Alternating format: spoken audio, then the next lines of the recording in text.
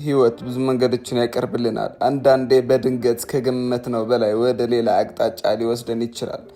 የእኔም ታሪክ እንደዚያ ነው። ካሰብኩት በላይ ሩቅ ወሰደኝ።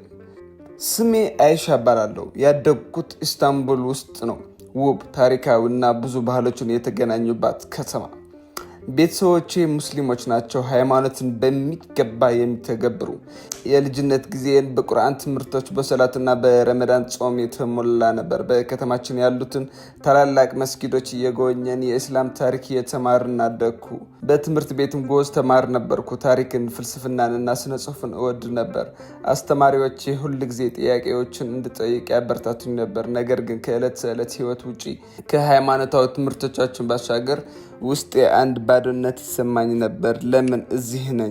የህይወት ትርጉም ምንድን ነው? የሚሉ ጥያቄዎች ያንዣብቡኝ ነበር።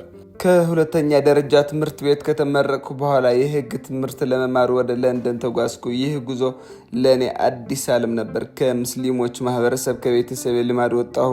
እዚያ የተለያየ ሃይማኖትና ባህል ያላቸው ሰዎች አገኘሁ። ሂንዱዎች፣ ቡድሂስቶች፣ ክርስቲያኖች እና ምንም የማያምኑትም ጭምር። ብዙ ጊዜ ከጓደኞቼ ጋር ስለ እምነት፣ ስለ ህይወት ትርጉም እንከራከር ነበር። እኔ እስልምናን እከላከል ነበር፣ ነገር ግን የራሴ ጥያቄዎች አልተመለሱም። በተለይ አንዳንድ ክርስቲያን ጓደኞቼ የሚነግሩኝ ስለ ፍቅር፣ ስለ ይቅርታ እና ስለ እግዚአብሔር ሰው መሆን የሚለው ሀሳብ ያስደንቀኝ ነበር። ከዚህ በፊት ያልሰማኋቸው ነገሮች ነበሩ።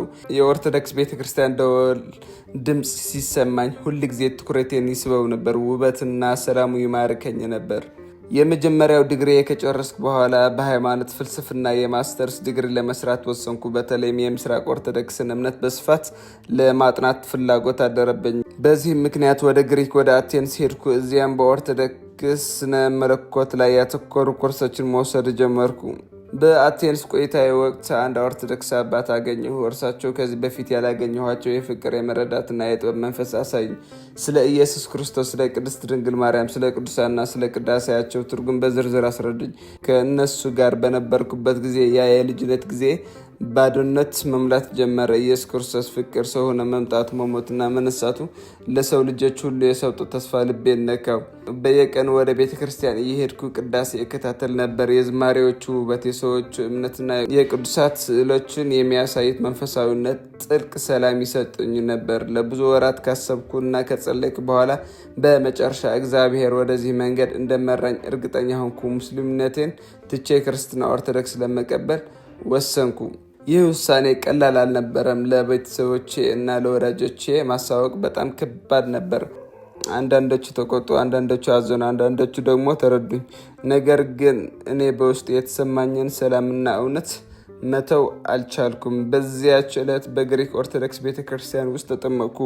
ያኔ አዲስ ስም ተሰጠኝ፣ ማርያም። አሮጌ ማንነቴ ሙቶ አዲስ ህይወት እንደጀመርኩ ተሰማኝ። በኢየሱስ ክርስቶስ ፍቅር እንደገና ተወለድኩ። ልቤ በደስታና በሰላም ተሞላ። በመጨረሻ ለዓመታት የፈለግኩትን እውነት አገኘሁ።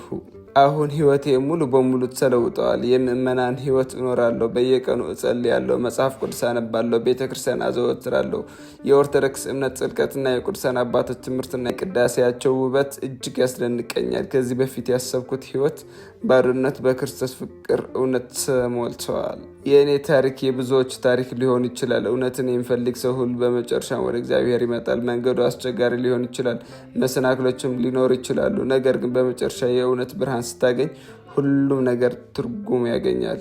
ህይወቴ አሁን ሰላም አግኝተዋል። እግዚአብሔር ይመስገን። ሰላም ለእናንተ። ሰብስክራይብ ማድረግ አትርሱ። ሌላ እንደ ተመሳሳይ ቪዲዮዎች እንዲመጣላችሁ እናመሰግናለን።